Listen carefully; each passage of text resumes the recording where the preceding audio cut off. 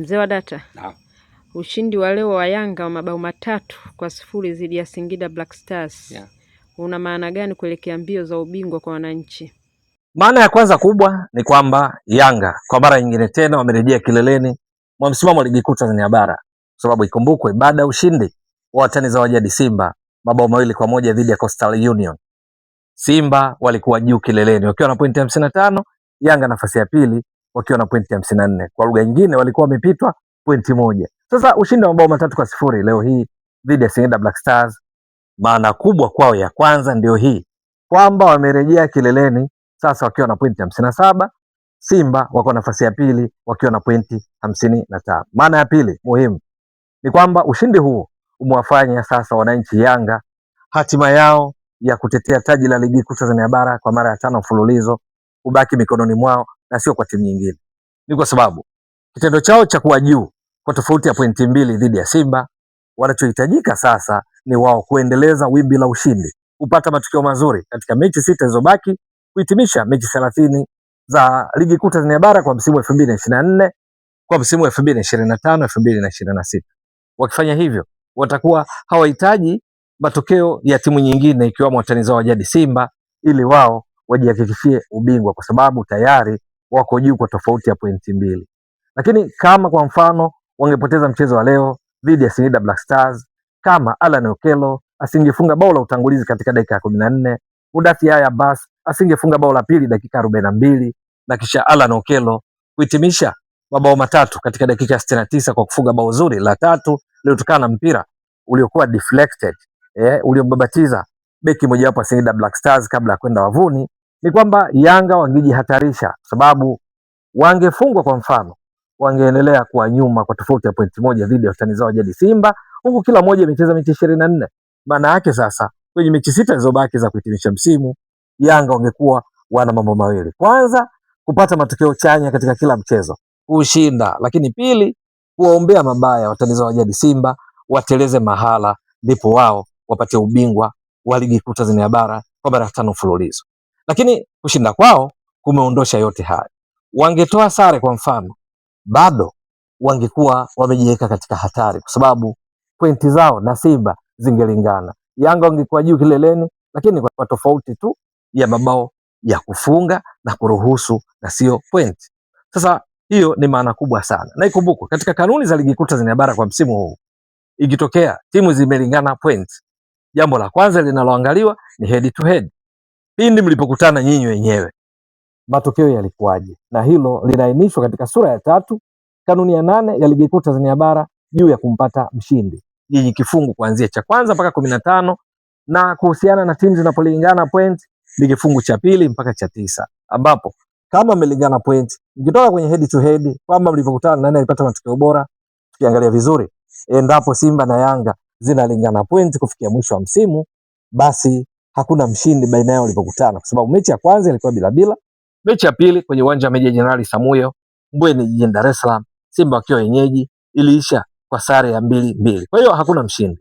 Kinachofuata baada ya kutopatikana mshindi katika mechi 2 mlizokutana ni GD, tofauti ya mabao ya kufunga na kuruhusu. Hapo sasa Yanga wana advantage walau kufikia leo hii baada ya mechi kuchezwa 24 kwa sababu Yanga ndio timu iliyofunga mabao mengi kuliko timu zote. Mabao 3 waliofunga leo, maana yake Yanga wamefikisha mabao 55. Lakini mabao walioruhusu, wameruhusu mabao 8. Ndio timu yenye ukuta imara kuliko wote, na hivyo tofauti ya mabao ya kufunga na kuruhusu ni mabao 47. Watani zao jadi Simba kufunga mabao 2 dhidi ya Coastal Union, mabao 2-1, maana yake wamefikisha mabao 44, wameruhusu mabao 10.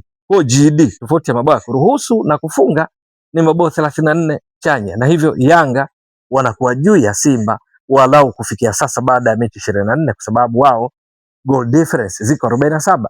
Lakini panapolingana katika goal difference, tofauti ya kufunga na kuruhusu, kwenye kanuni za ligi kuu Tanzania bara nilizotoka kueleza, zinaangalia nani kafunga mabao mengi. Yanga kwenye eneo hili walau kufikia raundi ya 24, wao ndio timu iliyofunga mabao mengi zaidi, hivi sasa wakiwa na mabao 55. Lakini hapo ukiacha, kinachofuatia ni nani mwenye ukuta imara zaidi. Yanga wako imara zaidi, kwa sababu walau kufikia mechi 24 ndio walioruhusu mabao machache kuliko wote, wameruhusu mabao 8. Wanaofuatia ni Azam wameruhusu mabao 9, alafu Simba wameruhusu mabao 10. Kwa hiyo utaona ni kwa namna gani ambavyo ushindi wa Yanga mabao 3-0 umewainua kwa kiasi kikubwa kwenye msimamo wa ligi kuu Tanzania bara. Lakini maana nyingine ni kuwapa nguvu za kisaikolojia kwamba wako vizuri. Fikiria kwa mfano, katika mechi iliyopita walifungwa na Dodoma Jiji mabao 3-2. Leo hii wangefungwa tena na Singida Black Stars, ingekuwa vipi? Na hasa kwa kuzingatia kwamba miongoni mwa mechi 6 walizobakiza ili kutimiza mechi 30 za ligi kuu Tanzania bara, kuna timu ambazo zimetoa ushindani wa kutosha katika msimu huu. Kuna TRA United ambayo kwenye mzunguko wa kwanza pale kwenye uwanja Sheikh Amri Abeid jijini Arusha iliisha kwa suluhu dakika 90. Yanga ni mechi ambayo hawakupiga shuti la kulenga shabaha. Sasa TRA United ni miongoni mwa mechi kati ya 6 ambazo Yanga wanakwenda kukabiliana nazo. Lakini kuna mechi vile vile dhidi ya JKT Tanzania. Ni timu ngumu ambayo kwenye mzunguko wa kwanza Yanga ilishinda mabao 5-0. Inasubiriwa katika mechi hiyo watakaocheza dhidi ya JKT Tanzania kwamba wataendeleza ushindi, maana kuteleza kokote kunatoa ruhusa, kunatoa nafasi kwa watani zao jadi Simba kupata faida zaidi. Na mechi hiyo dhidi ya JKT Tanzania itakuwa ya mwisho katika kutimiza mechi 30 za msimu huu. Lakini wana mechi pia dhidi ya Azam FC iliyoshika nafasi ya 3 chini ya kocha Flora Ibenge. Mzunguko wa kwanza hawakufungana, ilisha kwa bila. Sasa ukiangalia katika mazingira kama hayo, nimetaja tu baadhi ya mechi, ni kwamba Yanga ilihitaji ushindi imma na ikaupata, wakapata pointi 3, lakini kubwa zaidi na mabao 3 huku wakiwa hawajaruhusu bao. Wametoka na clean sheet. Kwa hiyo matokeo ya leo hii za kwamba yana maana gani katika mbio za Yanga kuelekea ubingwa wa msimu huu, ni kwamba umewapa maana kubwa sana, kwa sababu wamerejea kileleni. Imewapa nguvu kisaikolojia kwamba waendeleze kile walichokifanya baada ya kuathiriwa na matokeo ya 3-2 waliopoteza dhidi ya Dodoma Jiji, na kwamba kubwa zaidi hatima ya ubingwa wao iko mikononi mwao na sio kwa timu nyingine.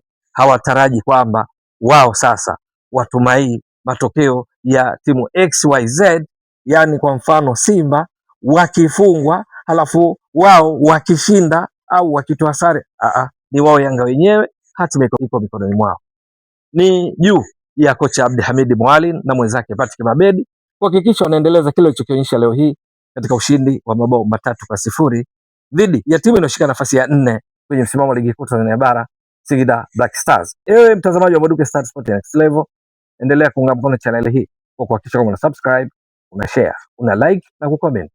Mwasilishaji wako ni mimi Ramadhani Mbwaduke almaarufu kama Mzee wa Data. Shukran jazilan. Bye bye.